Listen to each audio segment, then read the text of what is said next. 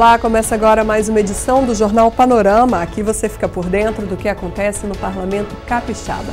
Nesta edição você vai ver em destaque: inclusão de pessoa com deficiência. O colegiado vai emitir nota de repúdio à fala do ministro da Educação. Polícia Militar e Corpo de Bombeiros vão ter novas companhias. Economia criativa envolve empreendimento em áreas não tradicionais e deve ganhar impulso com a aprovação de projeto de lei. O primeiro dia da semana de trabalhos em plenário teve bastante discussão. Proposta de reestruturar os quadros do Corpo de Bombeiros e da Polícia Militar gerou discursos acalorados. Também teve a aprovação de projetos de iniciativa parlamentar, além de indicações ao governo. A repórter Patrícia Bravin tem os detalhes. O plenário realizou na tarde desta segunda-feira 2 sessões de votações. O clima ficou quente já no início dos trabalhos. O presidente Eric Musso pediu a integrantes do governo outro tipo de tratamento com o poder legislativo. Sabemos que muitas das vezes não dá para fazer tudo da noite para o dia. Sabemos que muitas das vezes não dá para fazer tudo num projeto só. Mas precisa ter diálogo, precisa ter mesa redonda, precisa ter debate, precisa ter pauta pré-estabelecida. 12 projetos começaram a tramitar e 312 indicações foram apresentadas ao governo. E ainda foi aprovada a instalação da Frente Parlamentar Brasil-Espírito Santo-China. Na ordem do dia, o plenário aprovou o programa de incentivo à economia criativa para estimular novos empreendimentos nas áreas de cultura, patrimônio, pesquisa, biotecnologia, dentre outras. A iniciativa é do deputado Emílio Mameri. É olhar para o futuro, acreditar nele e no que o conhecimento humano pode promover. Ações no caso do design, da cultura, publicidade, moda, arquitetura, audiovisual, música e atividades turísticas, etc. Então, esse projeto ele tem uma amplitude muito grande. E esse programa quer estimular a economia criativa, que são atividades exercidas por profissionais que, a partir da imaginação, geram valor econômico e oxigenam todo o ecossistema de negócio de consumo, de mídia, de expressões e de tecnologia. Depois de muito debate, em sessão extraordinária, foi aprovado o projeto do governo que trata da reestruturação dos quadros da Polícia Militar e Corpo de Bombeiros. A proposta prevê a criação de novas companhias e, segundo justificativa do governo, sem impacto financeiro. 14 emendas foram apresentadas pelos parlamentares e todas foram rejeitadas. Existe um efetivo previsto e existe a grana que chega. Ele fez a remoção de algo que é previsto e colocou essas vagas, não restaurando o completo planejamento das vagas que deveriam atender a todos os policiais. Polícia Militar do Espírito Santo, o Corpo de Bombeiros Militar, ele é formado de policiais e bombeiros militares, do soldado ao coronel. Então nós fizemos as nossas emendas para contemplar, da mesma forma que o governo do estado fez, para contemplar aquilo que ficou de lado. Não é para poder fazer algo vantajoso para os policiais militares, nem para os bombeiros militares, não. É para tentar corrigir um pouquinho só a desigualdade que existe. Minha crítica vai, feita ali na tribuna, vai em relação ao aumento da violência no estado inteiro. Então, se você viaja pelo estado inteiro, e não precisa nem viajar, porque você está em contato o tempo inteiro com pessoas de vários municípios, você tem reclamação da segurança pública do norte a sul, de leste a oeste, na região da Grande Vitória, região serrana, em todos os lugares. E quase sempre é a questão de que há pouco policiamento. Então, a minha questão é, se prevê a criação de novas companhias independentes, novos batalhões e tal, mas com quais policiais? Se nós temos um déficit cerca de 3 mil policiais militares aqui no estado e um déficit gigantesco da Polícia Civil. Tem delegado respondendo por 3, 4, 5, 6, 7 delegacias. A matéria foi aprovada por unanimidade, até mesmo os críticos votaram a favor, porque hoje a oportunidade que nós tínhamos, a matéria que nós votamos é abrindo 41 vagas, nesse caso alcançando oficiais da Polícia Militar. O que ficou também muito claro é que o governo abriu o diálogo para que uma nova matéria chegue aqui à Assembleia Legislativa para contemplar os praças. Então, com isso, é uma prova muito clara, uma mensagem muito clara de um governo que está, ao pouco, reestruturando as forças de segurança, que seja com efetivo, com concurso para policial militar, concurso para delegado, abertura das delegacias que foram fechadas, quebra de limitadores, que era um problema muito sério do ingresso, da promoção do policial.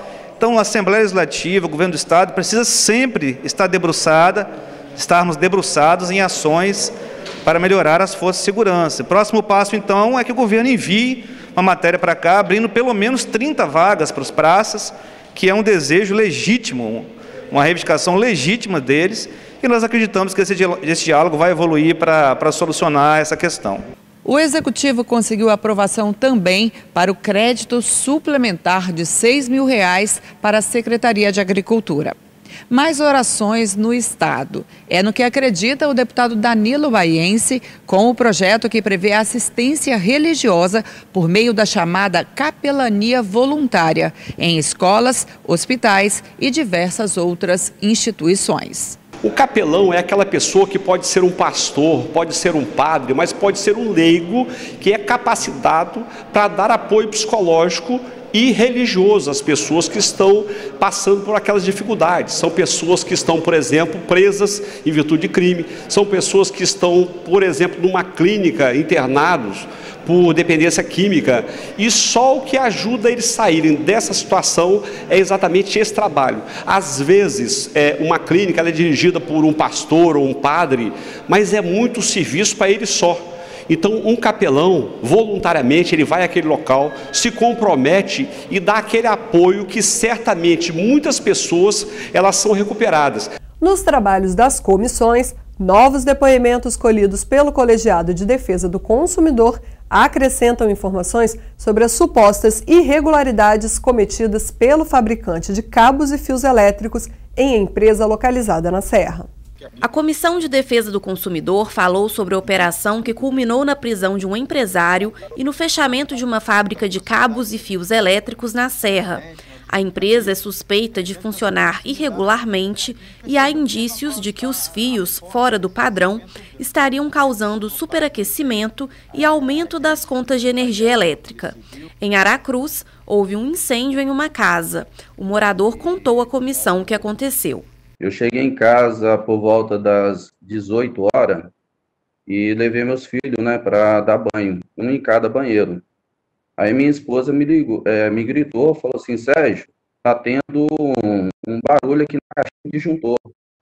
Aí eu falei: mas que barulho? Sérgio, desliga o chuveiro, tá saindo fumaça. Aí eu desci a escada, desliguei o chuveiro, peguei o extintor dentro do carro e comecei a utilizá-lo. O fogo só foi aumentando, desespero maior, Aí eu pedi minha esposa para sair e desligar o disjuntor. Aí aproveitou, chamou um vizinho do lado também, comprou uma casa também do estilo da minha, Aí o vizinho veio, com o extintor dele, não conseguiu apagar, eu falei assim: afasta todo mundo que eu vou jogar água, já que o disjuntor lá fora está desligado. Aí eu joguei água, graças a Deus não aconteceu o pior,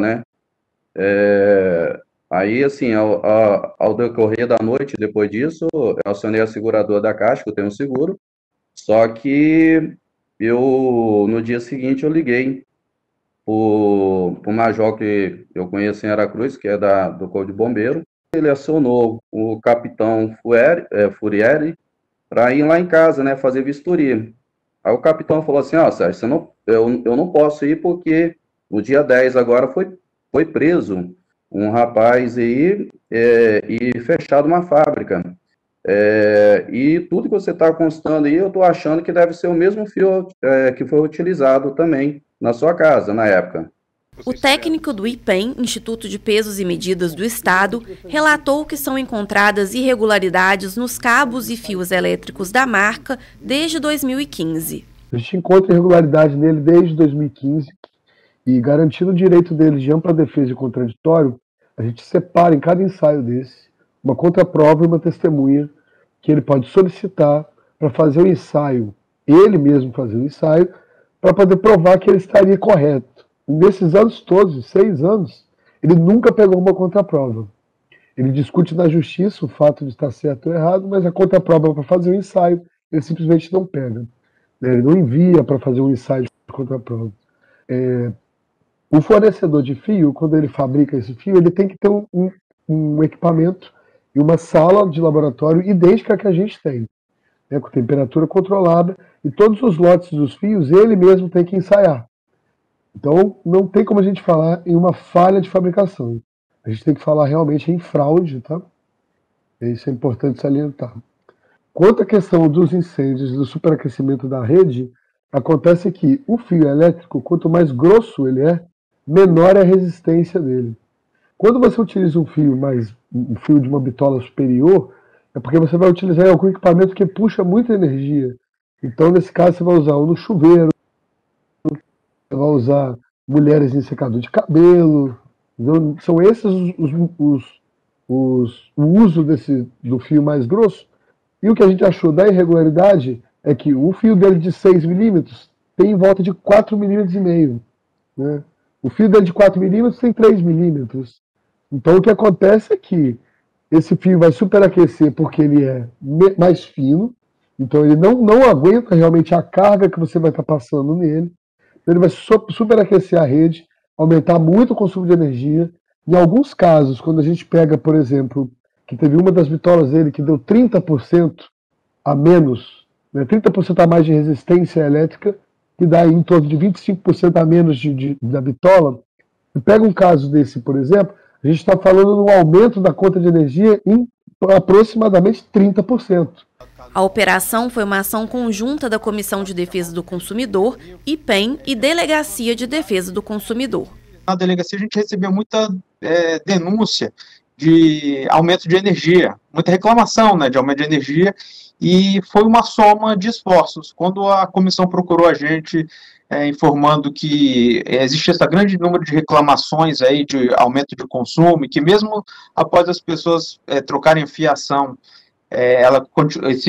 as contas continuavam aumentando, mesmo trocando a fiação e tal, que é uma resposta muito comum, né, das empresas concessionárias de energia, é que a fiação é antiga, então isso acaba havendo esse aumento de consumo, e a gente percebeu que mesmo após a reformas, esse aumento perdurava. Então nós nos aprofundamos nesse tipo de investigação, acabamos descobrindo aí essa questão aí das irregularidades de uma fábrica localizada lá no município da Serra, que estava produzindo essa fiação. A gente não imaginava o alcance, na verdade a gente nem conseguiu terminar de imaginar o alcance do prejuízo que essa fábrica causou. A gente, só para você ter uma noção, na semana passada, naquela ação que nós articulamos aí com a comissão e com o IPEM, foram 40 mil metros de fios, só nos comércios da Grande Vitória. A gente não imagina a quantidade que pode estar instalada aí em órgãos públicos, hospitais, escolas. Gostaria de deliberar agora com Vossas Excelências para que a gente possa encaminhar e-mails, cartas a todos os compradores com relação aí aos perigos encontrados. Inclusive, tem informações novas, né? Outros estados já estão com os mesmos laudos aí de irregularidades nos fios, né? É importante também que o que foi apreendido também de 40 mil metros na segunda fase da operação são fios que também constatam irregularidades. Na verdade, a fábrica tinha aí esse modus operandi, né, de lucrar em cima, infelizmente, de colocar menos material de menos qualidade, com esse objetivo. A fala do ministro da Educação sobre uma dificuldade que existiria na convivência de alunos com deficiência e outros estudantes gerou nota de repúdio do colegiado que trata do assunto na casa. A Comissão de Educação da Assembleia Legislativa decidiu encaminhar uma nota de repúdio contra o ministro da Educação, Milton Ribeiro. O chefe do Ministério afirmou durante uma entrevista que, abre aspas, estudantes com deficiência atrapalham o aprendizado de outros alunos, fecha aspas. O inclusivismo. O que é o inclusivismo? A criança com deficiência era colocada dentro de uma sala de alunos sem deficiência. Ela não aprendia, ela atrapalhava, entre aspas, essa palavra falo com muito cuidado, ela atrapalhava o aprendizado dos outros. Os deputados criticaram a declaração do ministro, proferida dias antes do início da Semana Nacional da Pessoa com Deficiência, celebrada de 21 a 28 de agosto. É digna de repúdio. Essa e outras falas do ministro, nós aprovamos aqui, será encaminhada ao Ministério da Educação, ele receberá a nota de repúdio. Entre outras pautas que nós apresentamos aqui hoje, uma sessão robusta, uma sessão onde aprovamos uma audiência pública para debater o novo ensino médio, que é uma realidade para os estudantes, para a comunidade escolar, para debater o plano de carreira dos servidores do magistério, que é uma ação que o próprio governador, em prestação de contas nessa casa, disse que está desenvolvendo. Então a Comissão de Educação, que propôs esse documento, vai participar da elaboração do mesmo para apresentar para a categoria do magistério. Também aprovamos reivindicações vindas do Ministério Público, que quer discutir alguns temas, entre eles a instalação de escola cívico-militar e as demais que estavam na pauta. Para celebrar a Semana da Pessoa com Deficiência, a APAI de Vitória oferece uma programação cultural com música, teatro e mostra de artes. As atividades podem ser vistas no Shopping Vitória a partir desta segunda até a sexta-feira, dia 27 de agosto. No site da associação você tem mais informações. Ainda sobre a APAI, um vídeo com o tema "É tempo de transformar conhecimento em ação" pretende aumentar o grau de consciência da sociedade sobre a inclusão de pessoas com deficiência.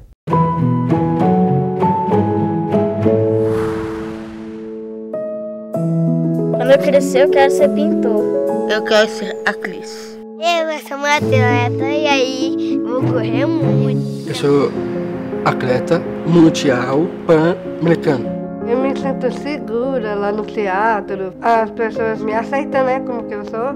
E agora estou aqui, como no meu sonho, atriz plástica. O presidente da Assembleia, deputado Eric Musso, lançou uma campanha educativa sobre o uso da máscara. Acompanhado pelo médico infectologista Dr. Lauro Ferreira, ele comemora os números positivos no combate à Covid, mas lembra que é preciso que cada um continue fazendo a sua parte. A pandemia ainda não acabou. Graças a Deus, os índices têm baixado. Índice de contaminados, de internações e de mortes no Espírito Santo. Eu quero aqui agradecer e parabenizar todos os prefeitos das 78 cidades e de suas equipes de saúde, que têm colocado todos os dias a vacina no braço dos capixabas. Vamos juntos continuar combatendo a pandemia da Covid-19, continuar usando máscara, porque as variantes estão aí. Dr. Lauro Ferreira Pinto, médico infectologista, renomado no Espírito Santo e no Brasil, também tem um recado para você. Um grande abraço, fiquem com Deus. Mesmo pessoas vacinadas podem adquirir a nova variante Delta, passar o vírus adiante e algumas pessoas podem ficar muito doentes e hospitalizadas. Portanto, use máscara. A máscara, ela é essencial, especialmente em ambientes internos. Protege você e é uma medida de segurança e de simpatia e de cuidado com o outro. Por favor, continue a usar máscaras. A gente termina o panorama de hoje com imagens do Palácio Anchieta. Sede do Executivo Estadual, o Palácio possui acervo permanente formado por objetos, mobiliário, fotos, documentos e obras de arte expostos nos diversos salões do local. O prédio foi inaugurado em 25 de julho de 1551 e passou por diversas transformações ao longo do tempo. Fica no centro da cidade e está aberto para visitações todos os dias a partir das 9 horas da manhã. Obrigada pela companhia de sempre. TV Assembleia mais perto de você.